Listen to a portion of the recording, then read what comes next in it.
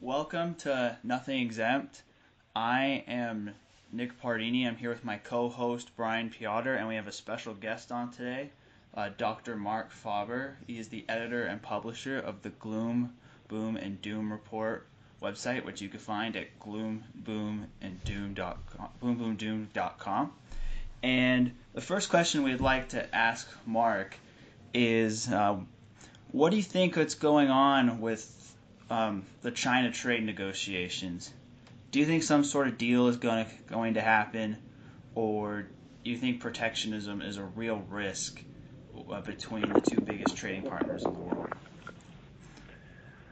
Well, I don't think that protectionism is a real risk among more sensible nations, but I think that with the Trump administration, who believes that the Chinese have stolen everything from the U.S. in terms of property rights and that they abused the U.S. In terms of trade relationships. I think there is a risk that the U.S. goes too far and that actually the big loser will not be China but the U.S. So I'm a bit concerned about the current situation, largely because of the ignorance of the American policymakers. Yeah, so I mean, on the other side, though, the counterargument is that since the U.S. is the one who's the net buyer here, and China is the one who has to sell the goods to the United States, that with shrinking the trade deficit means that they have more room to bargain. Why is that argument false? It's not false, but if you look at the reality, you have on the one hand China that produces goods in factories very efficiently and where workers perform hard-working jobs from morning to evening, 6 days a week, and they send these goods to the U.S., and for that the U.S. pays them with a piece of paper that essentially the Federal Reserve prints. So if you look at it, at the trade relationship from this point of view, I'd say the U.S. makes the good deal and not China.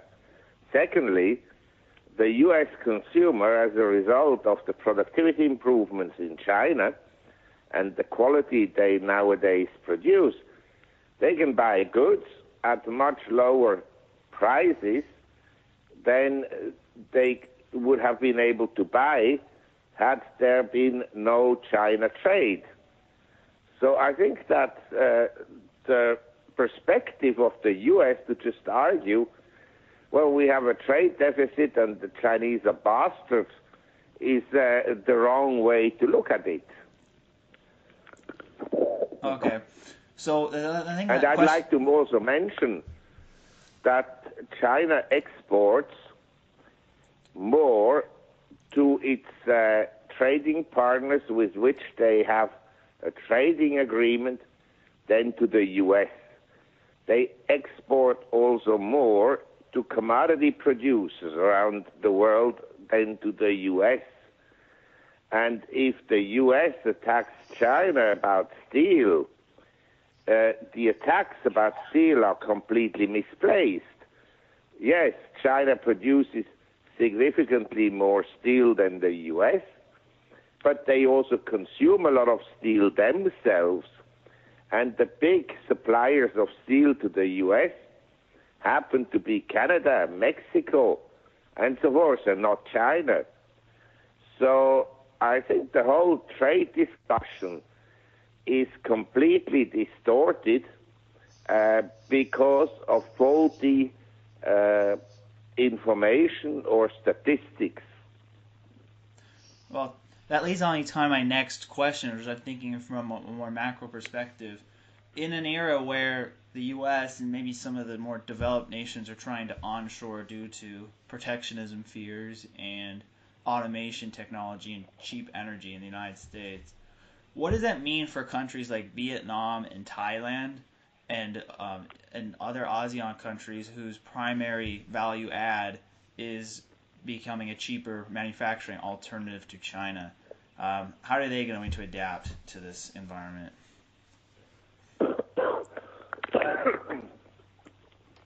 Well, I don't know, but if you look at the export trends over the last few years, or say over the last 25 years, the exports to the U.S. as a percent of total exports have been going down, and the exports to other countries as a percent of total exports have been rising rapidly. In other words, the export dependence of all these countries to the U.S. has been diminishing. In Asia, there's only one country that has larger exports to the U.S. than to China, and that is India. All the other countries have larger exports to China. And this is not exports to China, just transiting China and going somewhere else. Most of it is actually for consumption in China. And by the way, this onshoring in the U.S., well, it's all wonderful to say that, well, the U.S. has cheap energy and this and that, but what ought to be considered is the regulatory environment in the U.S., which is very poor. Yeah, I mean, that's speaking of that. The thing is that a lot of traders, particularly here stateside, have been selling off emerging markets recently due to fears of the dollar rising, widening their trade deficits because of this export dynamic. Whereas what you're saying, if they're more successfully diversifying away from the United States, it seems like in a lot of these countries, except for some specific situations which are economic basket cases such as South Africa and Turkey, you have an opportunity as a dip to buy in a lot of emerging markets. Do you agree with that sentiment? Well, I mean, I think that the markets worldwide are rich. In other words, they're essentially fully priced. The upside is limited, and there is still downside risk. And I happen to think that if there is downside risk developing as a result of, say, an earnings recession or a global recession or any kind of crisis that comes from geopolitical events, that in that case, the emerging markets will probably perform quite badly. Maybe they'll outperform the U.S. on the downside. You know, the discussion is always what market will outperform, say, for managers. And I could see a situation where all markets globally go down and emerging markets go down maybe less than the U.S. That is a possibility. If they all go up, I would imagine that actually emerging markets would go up more than the U.S. But because the upside seems to me to be relatively limited after we had a 9 years economic expansion and after interest rates may not go up a lot, but they won't go down anymore. The downtrend is essentially coming to an end. So I'd say it's probably premature to say, I'm going to now put all my money into emerging economies. Yeah, I mean, the thing is that the U.S. market has probably arguably been overvalued for the last 5 years. And we've been basically waiting for is a catalyst that is going to change the sentiment. But it seems like now with the Fed actually pursuing tightening, but still not really tightening compared to like the pace that maybe inflation would indicate. Do you think, what would be the catalyst that you think would ultimately cause the U.S. market to fall into a bear market? And do you think the peak is in? And if so, when's the bottom going to drop out? Like what events do you see are going to be the one that's really going to convince people that the run from the Bernanke and Yellen Fed is over? Well, we don't know what the catalyst will be. We never knew that in any previous crisis, whether that was the 73, 74 bear market or the decline, the economic decline after 1980, 81, or the crash in 87, or the downturn of Japan after 1989, and so forth. So the catalyst we don't know in advance. What we know is that the global economy is still extremely unstable, that the debt level is essentially unsustainable, and that it's been going up and not down. In other words, there hasn't been any deleveraging in the world. Debt as a percent of the global economy are today much higher than in 2007. So the conditions are there for a major downturn. And of course, there are some people that say that, well, the world will never again have a recession because the central bankers are so smart. But this is not necessarily what I would think. After central bankers created the greatest crisis since the Depression years in 2007, 2008. And they bailed out the system, but it then accumulated even more imbalances.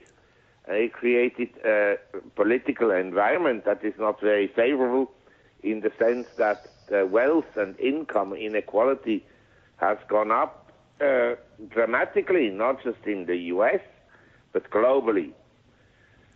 What the catalyst really will be, it can be a geopolitical event, it can be a domestic political event, it could be a major failure, it could be the discovery of a major fraud, or the eruption of a war, or anything, or the market may just start to go down on its own weight.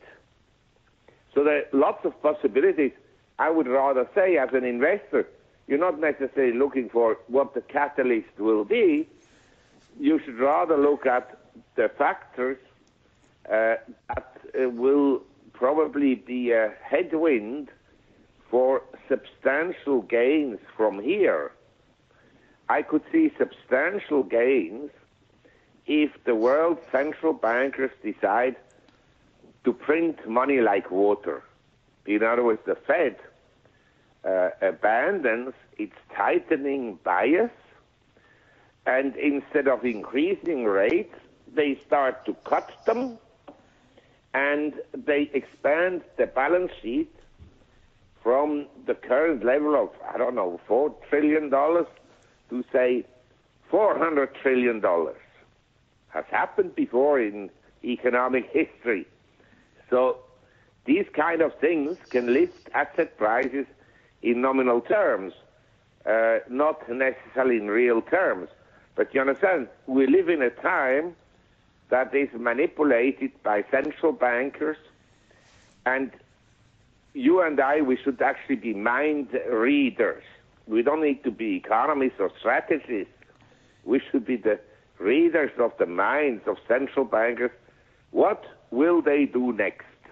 Well, I mean, speaking of that, I think the elephant in the room that they're going to have to react to, and is a part of the reason why I think they've been so hesitant to let the markets sell off in a meaningful way, is because of the pension crisis here in the United States and in Western Europe as well. We only have one state of the 50 United States that has a fully funded pension, and most of them are mismanaged to the point where we're basically one minor economic slowdown, say like the equivalent of like 2000, 2001 time period, away from the entire pension system being wiped out, both on the public employee level and also on many private corporations, as we've seen what's gone on with General Electric lately. How do you think that the Fed will react? Do you think they'll just bail out the pensions through printing money, or what do you think? How do you think this whole pension thing is going to be resolved? Because I just don't think that politically it makes sense for the United States government to accept a Puerto Rico-like outcome for the 50 main states of the Union. Well, we are well aware of this pension fund crisis, which is developing and has been developing remarkably. We had since 2007 very favorable capital markets. We had a bond market rally, we had a stock market rally, and yet the unfunded liabilities have exploded. And that is unsustainable. Now, what is the solution? Basically, there are several solutions. One is to cut benefits. How likely is that to be the case? If they cut benefits across the board, the whole economy collapses, and the pensioners, that are a very large group of the public, of the population, they're going to vote for a politician that wants to reinstate the original benefits. You understand? So it's a political issue. The other way is to say, well, we have to increase the contributions. Now, in the case of corporations, that is basically feasible. So a corporation that has underfunded its pension fund, they would have to allocate more money every year to the pension fund, which would reduce the earnings of the corporation. That wouldn't be good for the stock market, obviously. And the third way to address the whole issue is, of course, for the government to kind of guarantee all the pensions and to just print money. And when I look at the severity of the pension fund crisis, I think in the long run, the Fed will have no alternative but to print money to make up these deficits. Thank you for your answer. And the other macro question I'd like to ask is, what are some ignored macro trends that investors have not really looked at but really need to factor in to some of their decisions? Well, I think that investors should realize that the statistics that are published may not reflect the true state of the economy. And in most countries, if you go out to a restaurant that is high-end, it may be full. But the bulk of businesses that relate to the middle class and to the lower class isn't doing particularly well.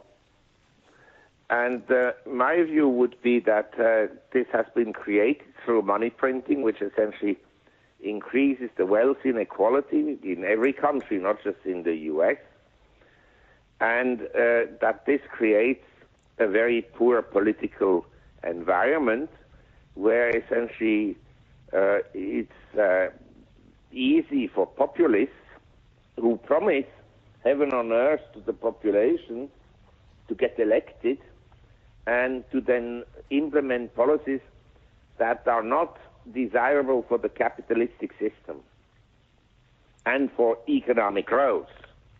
So we're moving, in an extreme case, we're moving to socialism. And I don't know whether you live in California or where, but if you live in California, we have essentially already the Socialist Republic of California. Sadly, I mean, that is the case here in California. I live in Newport Beach, which is, for California standards, not very socialist, but the state as a whole, yes, is completely the way you described Well, Newport Beach is an exception because it's the home of essentially super wealthy people. But the rest of the state, I can assure you, and also in Newport Beach, they'll have rent controls coming in and so forth, whereby probably most people in Newport Beach, they own their homes.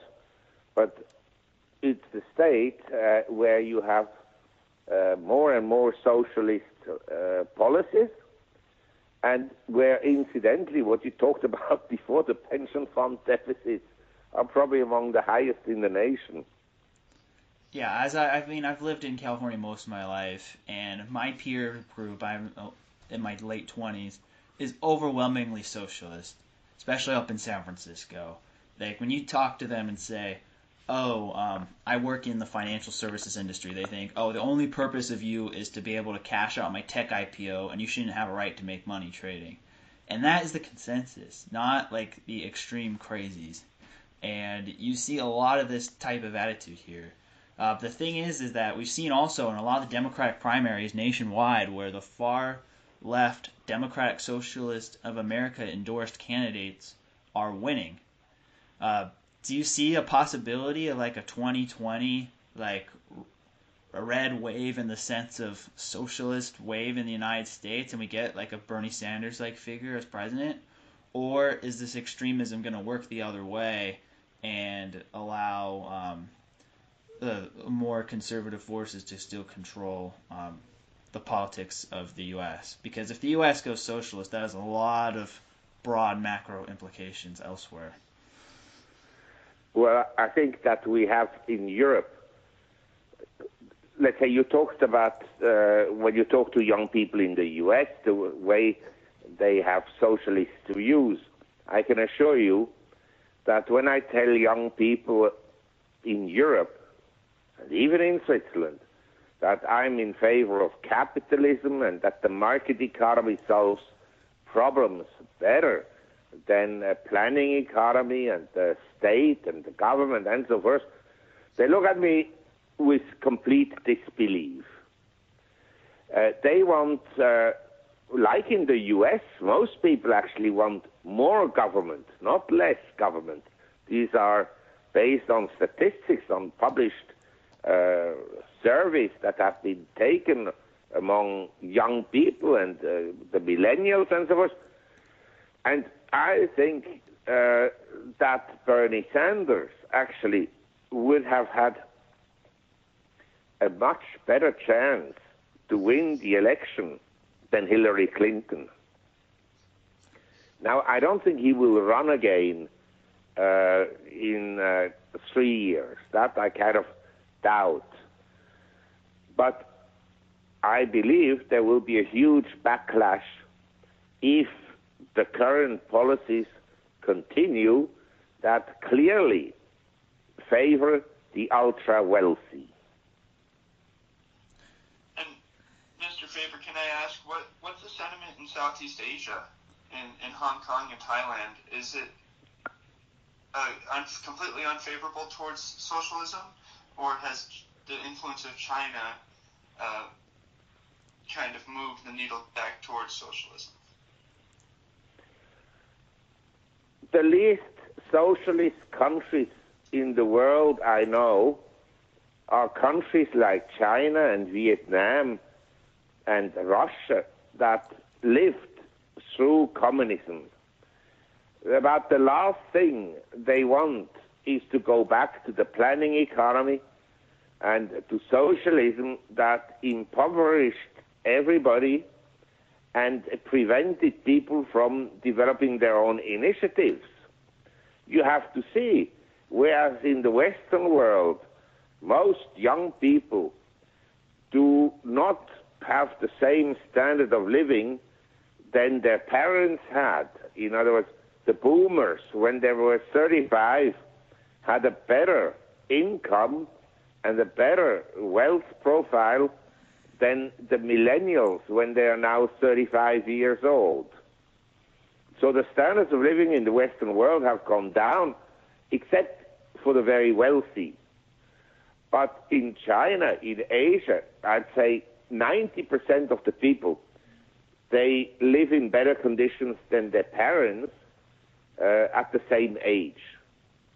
I mean, just consider, nobody in China could travel outside the country until 1985, and in the year 2000, there were 10 million Chinese that traveled outside the country. This year, there will be 140 million Chinese. So these are clear signs that a lot of people live much better than the parents used to do before. And what the world misunderstands is that China is a dictatorship. It is a one-party system, but within the party is run to some extent like a democracy. And the best in the party get to the top in general. Not in every case, but in general, the government in China is actually very capable. So I'd say we have actually in China, and this is something Chinese had always throughout the history, meritocracy. The Mandarin system was not an aristocracy. It was a meritocracy where people had to take exams to move ahead in the social ranking. And so I'd say that in Asia, we have, of course, tendencies in Hong Kong and also in Singapore of the masses, of the people, to say, well, the rich are so rich and so forth, because money printing has also lifted their asset values. So people who own assets, they are much better off. And people that don't own assets, that have to go and rent, they suffer from the high rents. Like in the U.S., if you live in Newport Beach, Seattle, Los Angeles, and San Francisco, Boston, New York, well, you will pay roughly 50% of your monthly income in rents. The people that own the properties, they're okay. They're all okay because the property values have appreciated. But you understand, in Asia, this idea of socialism is far less developed than in the Western world. And that's why economically, I personally prefer to invest in Asia than in the Western world, and certainly I prefer to invest in Asia than in, say, Latin America, which is, in some countries, has moved to a very socialist regime. Yeah. Speaking of that, I have a few follow-up questions. First, what are your thoughts on the upcoming Swiss fractional reserve banking referendum? I'm also of Swiss descent. My grandparents moved to the United States in the late 1950s, and I follow things going on over there, and it seems like that could be a real game changer for markets, but it has a very low probability of passing. And second, do you think that Latin America might be actually turning around, because Venezuela has been such a bad example for the rest of the region that it's kind of scared the voters into a sense to be more open to more freer trade and more transparent and open markets? Well, the first question is very simple to answer. I welcome any discussion about what the function of money should be and who should be in control of money. As it happens, I'm leaning more towards the Austrian side that says that the money is actually far too precious, that it is run and managed by central banks. This is also a view of Milton Friedman. He essentially argued against monetary policies that create large fluctuations in economic activity. So his view was to have a constant increase in the supply of money, but it has to be announced and then followed through annually. Anyway, but the discussion in Switzerland, and that's why I oppose these measures that are being proposed in a referendum, is that it would give central banks, in other words, the Swiss National Bank, even more power than it has today. And if I look at what the mess central bankers have essentially caused over the last 50 years or so, then I think that about the last thing I would want to do is to assign more power to a central bank. The second question is about Latin America. The Latin American markets have performed very well. In 2017, Brazil was up something like 50%. And as a result, they became relatively rich in terms of valuations. And in the case of Argentina, the currency was manipulated by the government. In other words, they had strict foreign exchange controls and so forth.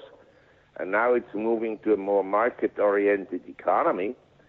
And whenever you move from a socialist system, from a controlled system, to a freer market, you have essentially economic disruptions. That was the case when the communist apparatus fell apart in Russia in 1989, 1990.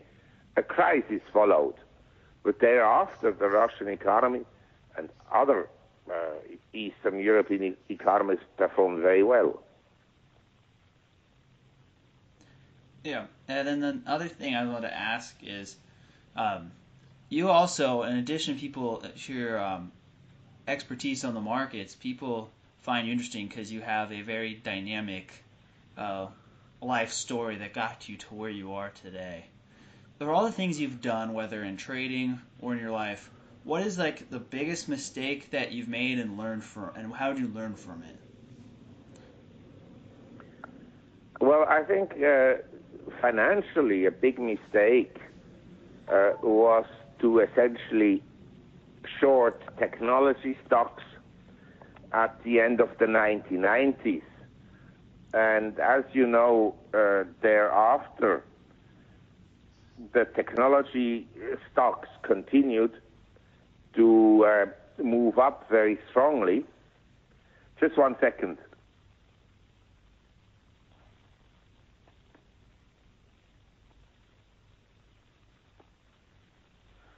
Yes, the technology stocks continued to move up very strongly until March 2000.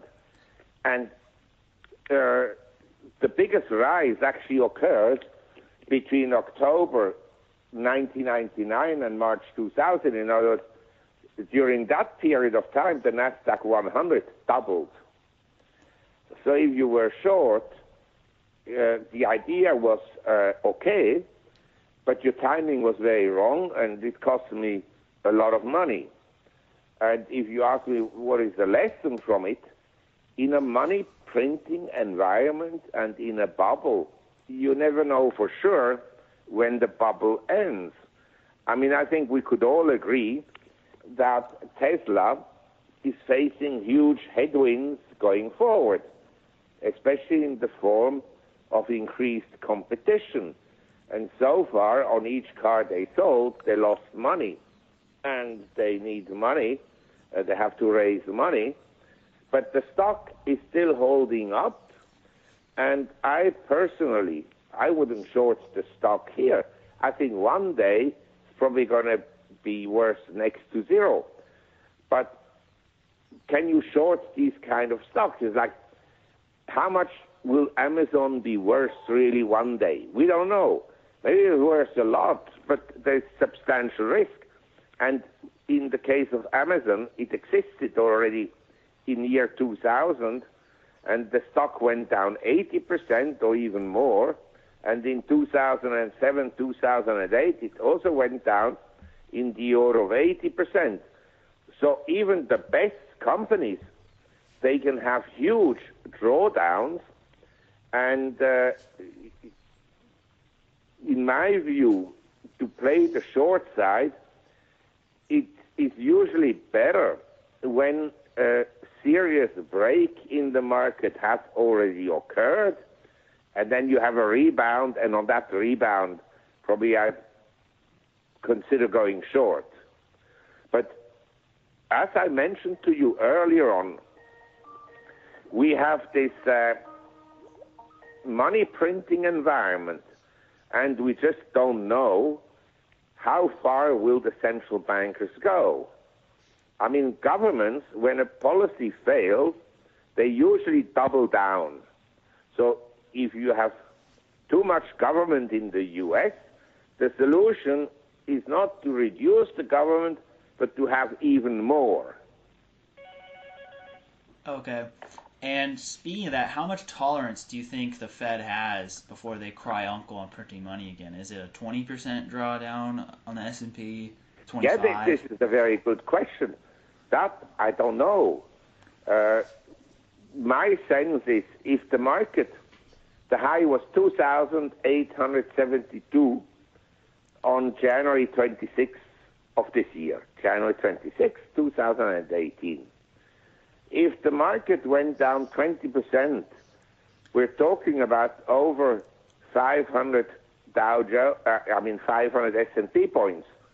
I think the market would, in that situation, lead to a very bad economic environment. And let me explain you why. You see, in 1970, and throughout the 70s when I started to work, the stock market capitalization was around 25 to 35% of the economy. Now, the stock market capitalization is around 150% of the economy.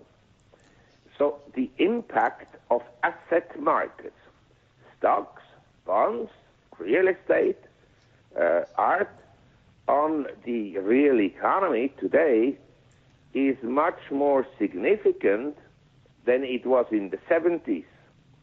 And a 20% decline in asset prices today, in my opinion, would almost bankrupt the world. Yeah, but on the other side of that, the fact that a lot of these financial assets, especially equities, are concentrated among a smaller pool of people due to the greater degree of income inequality, like over half of stocks are owned by, say, the top 1% of the wealth holders in this country. Does that mean if the stock market falls, it would actually be more like a 1999 through 2001 style recession where like people who held equity were hurt, but the rest of the population kind of muddled through? Or is this more the next one going to be a big systemic problem like 2008? Well, I think it will be a systemic problem because, you know, the view among economists was the famous trickle-down effect. Now, this trickle-down effect is real. I mean, if you have a capital gain in the stock market, you go and buy a new car, and if the gains are large, you may hire a gardener, or you may refurbish your house, and then you understand, there's lots of occupations that actually depend on rising asset markets. And before you raise the issue of pension funds, let's watch how pension funds will be if asset prices drop 20%, real estate and stocks. And by the way, if asset prices drop 20%, let's also look at the default rate among mortgages and among student loans and among car loans and. So if you are a young, well, most of our audience is millennial age people, and the question I want to ask, if you were in your late 20s today, what would you do, like, in to adjust for this environment, just like in terms of like your investing in or your personal career decisions? Well, first of all, I think that we live in a society that because of money printing largely, money has become like a god, the golden calf. So my view would be today that maybe it's a good time to acquire qualities and qualifications that will kind of guarantee you a good life eventually, but maybe not in the near term. I just like to mention to all your audience that are millennials, when I started to work in 1970 on Wall Street, the environment for a broker was horrible for 12 years, until 1982. The Dow, when I joined, was around 1,000, and in 1982 it bottomed out at 780. And the mutual fund assets had net redemptions every month for 12 years, with the exception of 2 months. The environment was horrible, and people said you can only lose money in stocks. Nobody was interested, and so forth. So you can have economically a bad period in your life, but during that period you can also learn a lot. And during that period I had moved to Asia in 1973, and I explored Asia in terms of opportunities and in terms of cultures. And I went, at the time, we didn't have the internet, we had no mobile phones. Whenever I arrived in a city, I just looked at the yellow pages, which companies had the biggest advertising. And so I thought, if they can afford to make the whole page advertising, they must have some money. So I called on, hundreds and hundreds of people. As a result of that, I built up friendships and relationships. And some then led to very good businesses. And some, actually not some, the majority were dead ends, you understand? But the fact that the environment is not good doesn't mean that you should despair or be discouraged.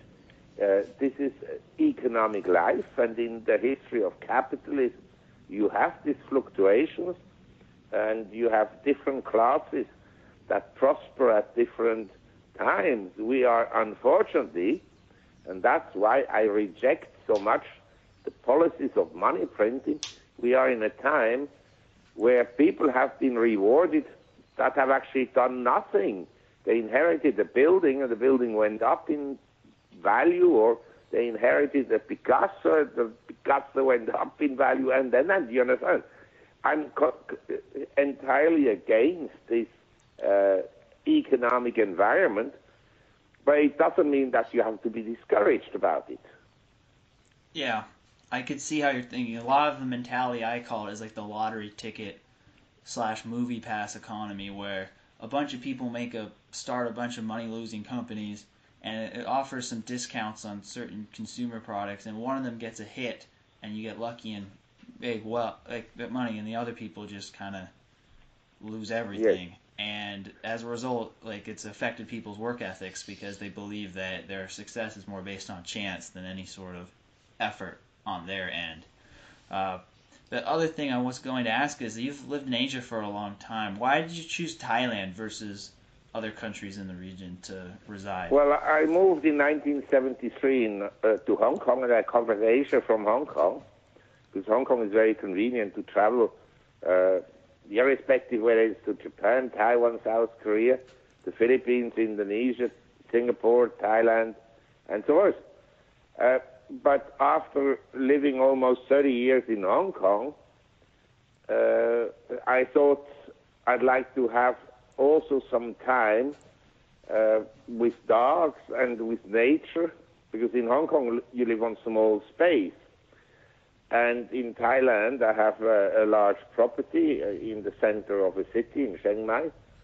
And I have also space for my communist memorabilia collection. I have space for my book collection, which I didn't have in Hong Kong. So there were many reasons. All right, Brian, do you have any questions before we conclude the show for Mark? Well, I think the right question to ask is, it's really late there, and how do you keep sharp so late at night? Do you wake up really late, or are you drinking coffee throughout the day? How do you do that? I couldn't be having this conversation at 11 p.m. at night. Well, what I usually do is I'm awake until the U.S. market closes, which is either 3 o'clock in the morning or 4 o'clock in the morning. And then I relax for another 2-3 hours, and I go to sleep sometimes at 8 o'clock in the morning, because I enjoy watching the sunrise, and sometimes I go to sleep at 5 o'clock in the morning. And I sleep until about 1 or 2 o'clock in the afternoon, and then I get up, and then I do most of the administration stuff I need to do, and the portfolio management side, and then I go out for a drink, and then I come back usually around 9 o'clock or 10 o'clock, and then I work again throughout the night. Wow, that's like the reverse of my schedule. Probably to the exact. Well, the thing is, you live in the U.S., and if you live on the West Coast, this I saw with Mike Milken and his team, they all get up very early because the New York market will open at 6 o'clock in the morning, right? 6:30, yeah. 6:30. So I live in the same time range like you do, because if I travel to the U.S. or Canada or to Europe, I have actually very little jet lag.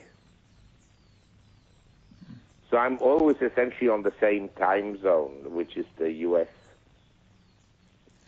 Yeah, that's interesting. I lived in Asia in 2012, and I would stay up a lot later, but I would actually just do a lot of my work while the market was closed and then just put my orders in shortly before going to sleep, and then have tight stops in case if something weird happened while I was asleep.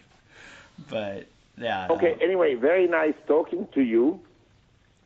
Yeah. I will leave you now because I also have other things to do. All right. Thank you for coming on our show. And well, it's my pleasure. Thank you very much for inviting me. Yeah, and feel free to send us any links that we'll put in the show notes of the Gloom, Boom, and Doom Report, anything you'd like to share with our audience. And okay, very good. All right. Bye. Thank you very much. Bye-bye. Thank you. So. Okay, so it's just us now, right, Nick? Yeah. So that was a good interview. For those who like the stuff that I talk about with Mark, you could check out the Cause and Effect Report, where I write about my commentary in the marketplace. And yeah, that's. And I wanted to say that if you're listening to this, I'm sorry I didn't speak a lot. I didn't have a whole lot to say, but Marc